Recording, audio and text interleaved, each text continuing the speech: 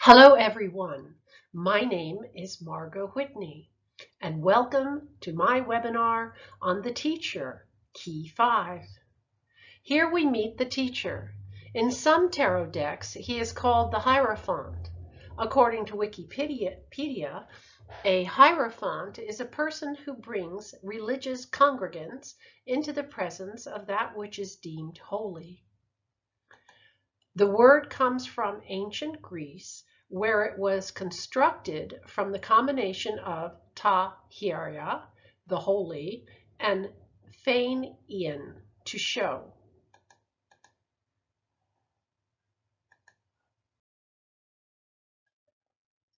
In the last key, the emperor taught us to exercise reason and authority to bring a little bit of orderliness in our chaotic lives. Moving on to this key, we meet the teacher. You could say we are now ready to put a little wisdom in our lives, and he's here to help us with that. The teacher key contains many of the attributes in each of the 5 prior keys we have looked at.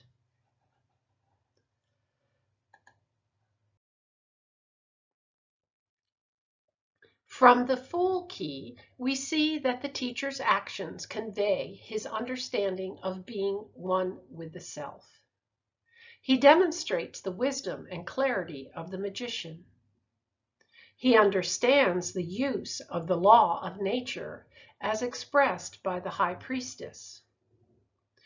The teacher carries the love demonstrated by the empress, and he carries the benevolent authority of the emperor.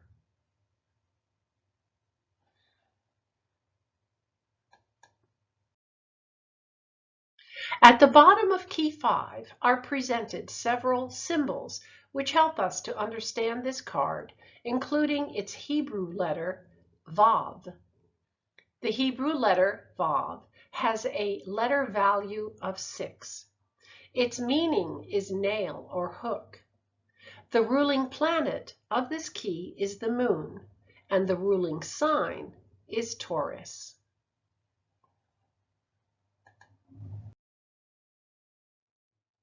The identity and function of key 5 is self, or inner voice and hearing. The word intuition means tuition or instruction from within ourselves. It's not like a hunch, which would be an extension of reasoning, but instead it's receiving information, which is accurate, by having learned how to quiet your mind. This is a task that the tarot is pretty good at explaining. So let's move on. With the basic principles digested from the prior keys, the teacher can now turn our attention to higher matters. The number 5 is a halfway point in the numbers from 1 to 9. It is considered the number of man himself as the midpoint and the mediator between Mother Nature and God. We've previously discussed this in reference to the 5-pointed star or pentagram on the Fool card. Thus, the teacher becomes a bridge between our outer world, known as Earth, and our inner world, known as Heaven. This is the function of a priest, acting as a mediator between man and God. Thus, the way the teacher is dressed.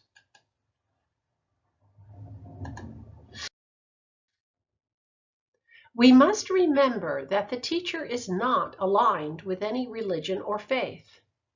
Here we have our inner voice instructing us throughout our days and nights in the principles expressed by the upper row of the tarot tableau.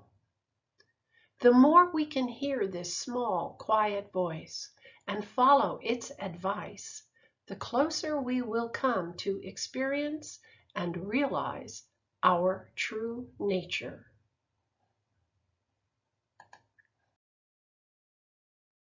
Let's look at the symbols, planetary attributes, and colors on the key. The most predominant color is gray, which is on the background, the two pillars, and his throne. Gray is the blending of opposites, black and white, thus designating wisdom.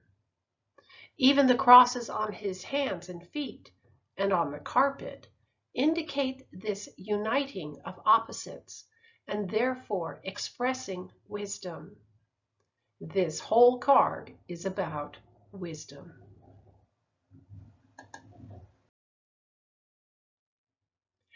We see the crossed keys at the lower center of the card. Here again are the union and balance of opposites. We have gold forces, which are solar positive and active, and silver forces, which are lunar negative and receptive. These solar and lunar currents of radiant energy are nerve currents in the human body going up and down the spine. These currents are utilized as keys to open the doors leading to the inner mysteries.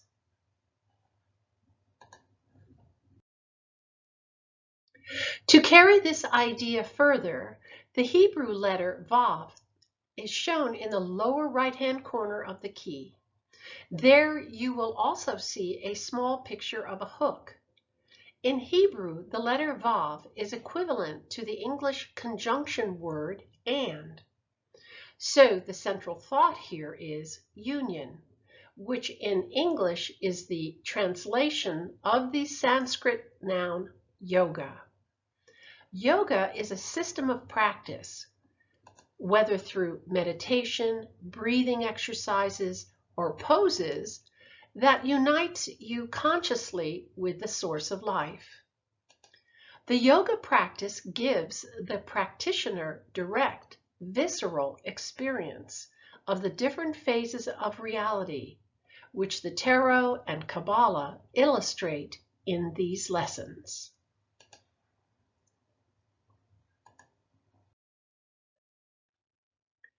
Jesus said, "He that hath the ears to hear, let him hear."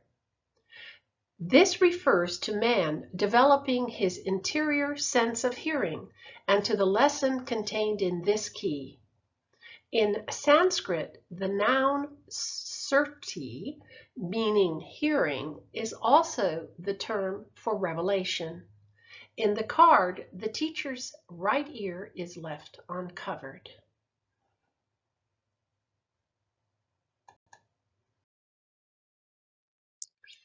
Kneeling before the teacher are his two devoted students. Their posture and robes tell us how we should approach our inner guide. They are both wearing a yellow yoke over their shoulders. Yoga is also the root of our English word yoke. Yellow is used to express mental balance and intellect. Remember, yellow is used as the background of both the Fool and the Magician cards. The students each wear a white cap and white collar. The color white expresses purity of intent. The student on the left is wearing a green robe covered with red roses. Remember, a robe expresses protection and your role in life. In this case, green shows his alignment with love, as expressed by Venus and the Empress. The red roses adorning the robe indicate his direction on the path is through service to mankind.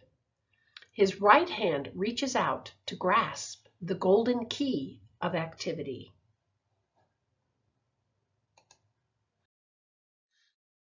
The student on the right wears a red robe covered with white lilies. Again, we have the color red, but here his activity is demonstrated by devotion. Purity of heart and mind are expressed by the lilies. He holds his hands in prayer, symbolizing the silver key of receptivity.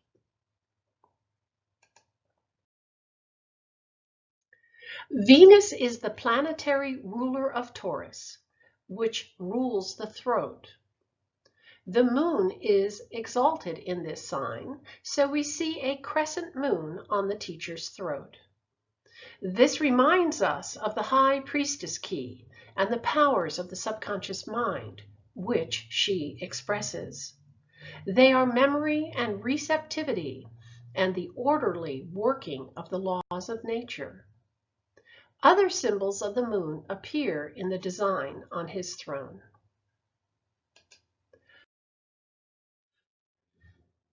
Orange-red is assigned to Taurus and is the color of his cloak and the carpet. The edging on his cloak is the color of Scorpio, blue-green, and its curving fashion suggests the Kundalini or serpent force. At the edges of the carpet are black and white squares. This is a reminder that the life power manifests in both positive and negative forces. His blue robe is another reminder of the qualities of the high priestess. The binding white sash around his middle over his blue robe expresses a binding of his outer consciousness by his commitment to inner purity. Under this is a white garment, same as the Fool, with the same significance of purity and pure spirit.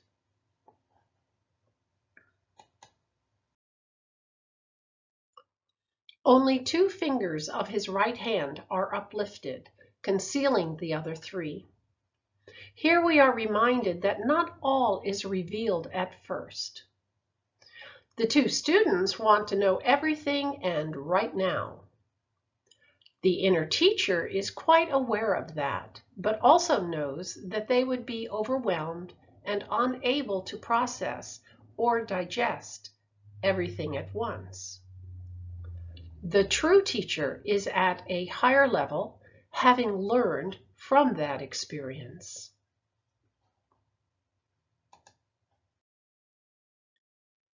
So you must realize that the self, the inner self, is even more wisely conservative than a human teacher. He's always there for you, but you are told or shown just enough. Here we visit the sign Taurus again, which is representative of latent powers and energies, of secretiveness and reserve.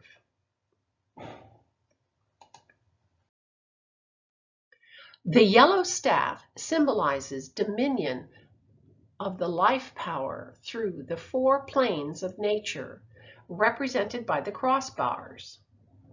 These 4 planes, beginning at the top, are called the archetypal world, the creative world, the formative world, and the result, which happens to be where we live.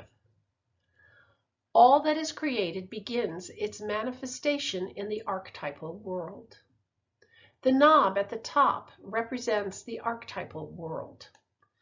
His crown signifies his authority, here shown as a turban, and relates to the 4 worlds, beginning with the archetypal world plane at the top, where the color is gold. The 2 pillars are a reminder of the 2 pillars of the High Priestess, with the motif of duality. The design on the capitals of the pillars is a phallic symbol of union.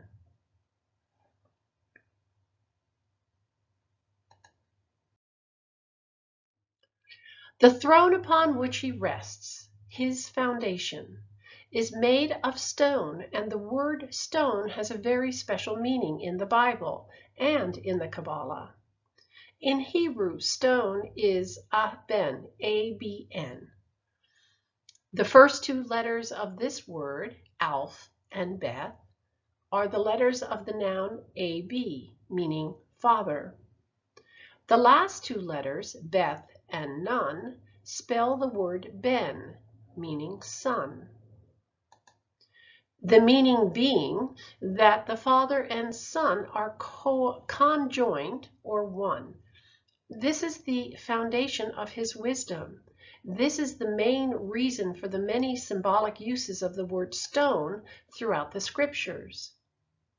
This knowing that you and God are one must be acquired by you to receive and use his wisdom. This is where the tarot comes in to help you.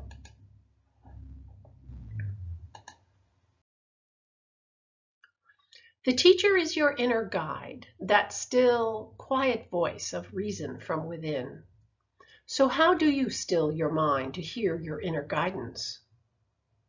One recommendation is to focus your attention on something. When you keep your attention on one thing, information about that object will come through your intuition. Basically, that object will speak to you about itself. Your attention on it activates this response. Remember, all of creation is alive, is energy, is vibrating. Don't ever forget this. The quality of your life depends upon that.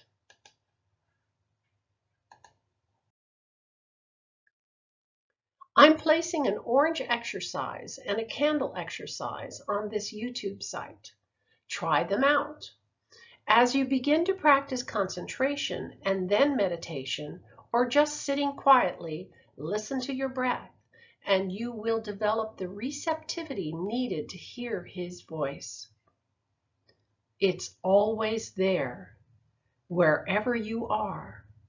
But most of the time, our outer life is so loud or busy, that this inner voice is drowned out and the teacher's guidance is lost to us.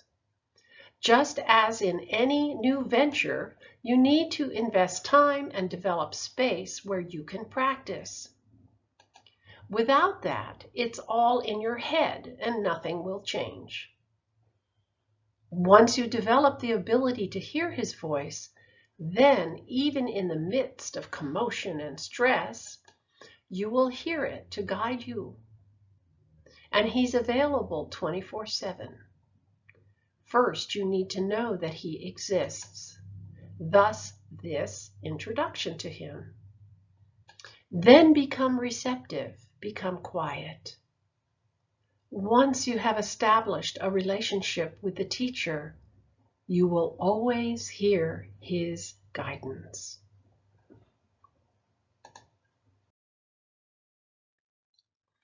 Key 5 follows Key 4, the Emperor, because intuition is not called into action until we have exhausted using our reason.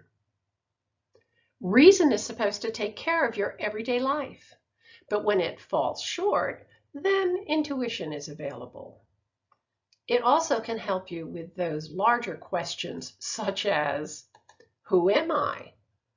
What am I doing here? Or the more troublesome state of mind that says, I want out of here. The Tarot and the Kabbalah are here to show you how to get the most enjoyment out of life. If you only keep your eye on accumulating the material goodies, they become blocks to your seeing the underlying spiritual goodies that can make your life whole and meaningful. Getting so completely overwhelmed with mind stuff and material stuff, you will miss the point of life and your capacity for the blissful enjoyment of what life has to offer. Do you really have to buy constantly in order to get a kick out of life?